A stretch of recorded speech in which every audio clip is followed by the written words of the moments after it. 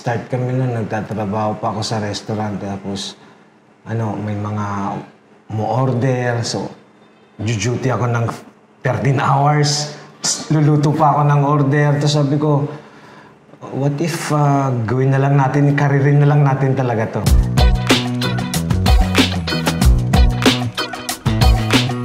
Ako po si Micaela po.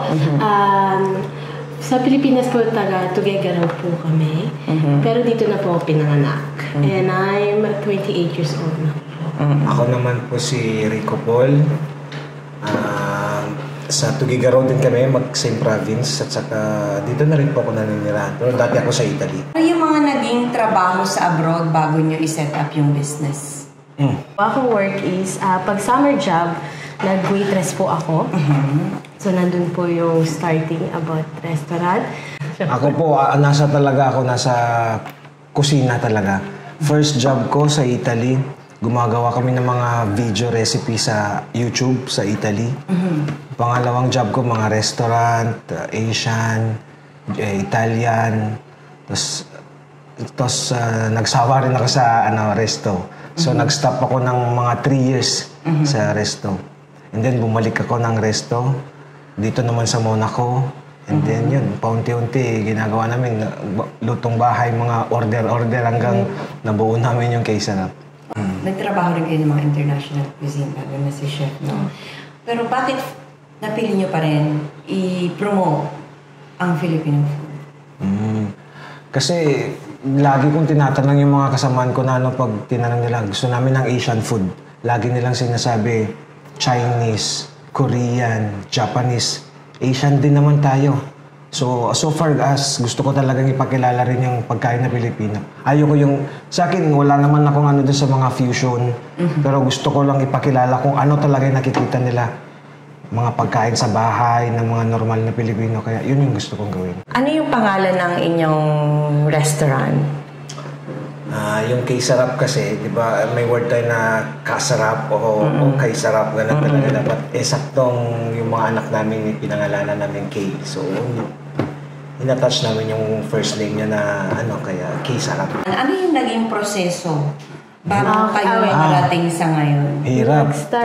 Nag-start kami nun, nagtatrabaho pa ako sa restaurant. Tapos, may mga mo-order. So, duty ako ng 13 hours.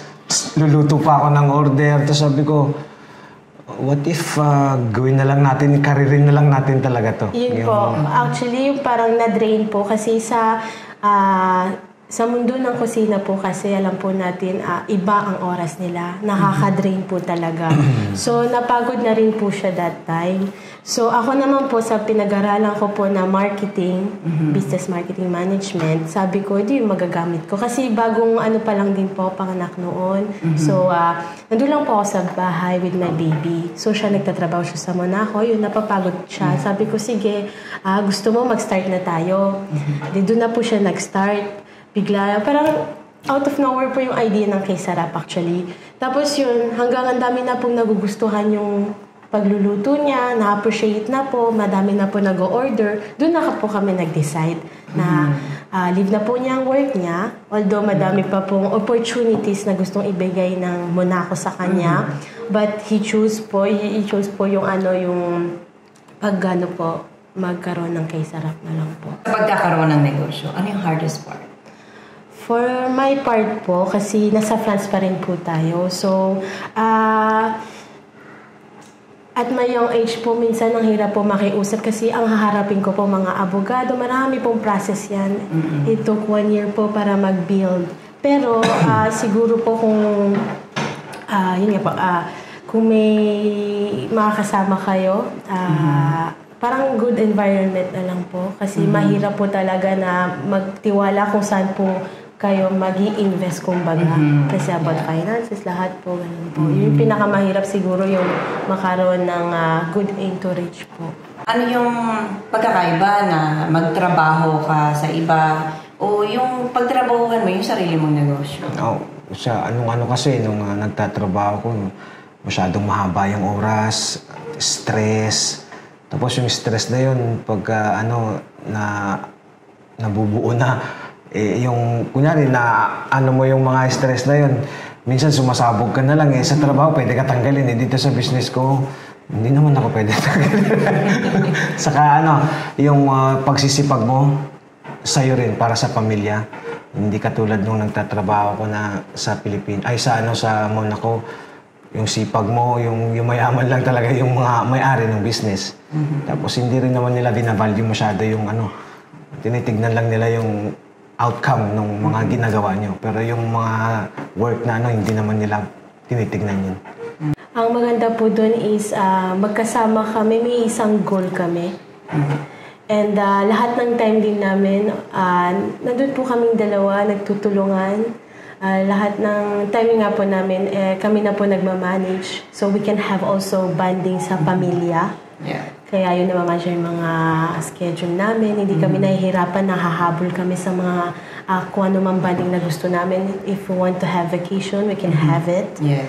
And also, yun nga po, since we have one goal, yun po, is a business. Ano naman yung pinaka-rewarding part ng pagkakaroon ng negosyo? Pinaka-rewarding sa akin yung pagod ko, talagang para sa amin. Sa Worth it family, siya. worth it siya. Hindi yung, though pag nagtatrabaho ka, ganun rin naman, pero as least nakakatulong pa ako sa iba, yung mga nagtatrabaho sa amin, naipapakilala ko pa yung Pilipinas, through sa food natin. Yun Sa yung mga mga foreigners. yes. Kada ngiti nila actually. Since nagsiserve po ako dito sa Kay Sarap, I'm also the waitress din po dito. Yung bawat ngiti nila, na sobrang, yung craving satisfied, sinasabi ng mga Filipino, kasi comfort zone po ng Filipino po ang cuisine natin. And also, para sa mga friends na naman po na nadidiscover nila ating cuisine, parang, yun nga po, nakikita nila, sasabihin nila, wow, napapawaw na lang po sila kasi nakakaiba po talaga yung cuisine natin. Mga struggles, number one, financial. Tapos syempre, mga mahirap siya ipakilala sa puti. Anong kahirap i-introduce sa foreigners ang Filipino food? Ang hirap talaga kasi hindi nila talaga alam yung Filipino. Lalo na dito, hindi nila masyadong alam yung pagkain ng Filipino kasi tayo, ang daming nag-colonialize sa atin Kung tutusin, tayo yung masyadong mayamang cuisine. May Spanish, American, Japanese pa nga, Chinese pa, Malay. Yun dapat yung natin. Gusto ko nga rin kaya naghahanap rin ako ng mga chef na galing Mindanao. Gusto kong ibigay din yung mga food na galing dun. Ano nga ba ang may experience namin dito sa Kay Sarap pag pumunta kami? Pagpasok niyo po, makikita niyo po ang ating ambience, Filipino ambience po, authentic po na with mga bilao po, mga decoration po na straight from the Philippines po. Tapos may mga paintings din po tayo, nagawa din po ng isang local artist na si Kuya Bong. A lot of eksena po na Filipino po siya talaga. Ito naman po sa baba, we have another ambience naman po that meron po tayong mural na collab po siya with the tattoo shop na Filipina din po gumawa nito. So yung collab po, ito pong design po, it's about ito po yung mga businesses ng mga Filipino dito po sa actually Côte d'Azur. So you will have, of course, our Kay Sarap restaurant. So ang bestseller po natin is sisig, bulalo, crispy pata at kinilaw po. Para po makarating po dito sa Kay Sarap restaurant po, ang ating address po is 44 Boulevard Riceau, Nice. You can take the train po, stop po natin sa Niceville. You can take the tramway sa Garchère. And then after, ang stop po natin, Garibaldi po, and Yung 2 bus. minutes by walk po. Yung bus pa. So, meron po tayong bus stop po, number 8 and number 12 po. Sa harap lang po mismo ng restaurant din po ang stop natin.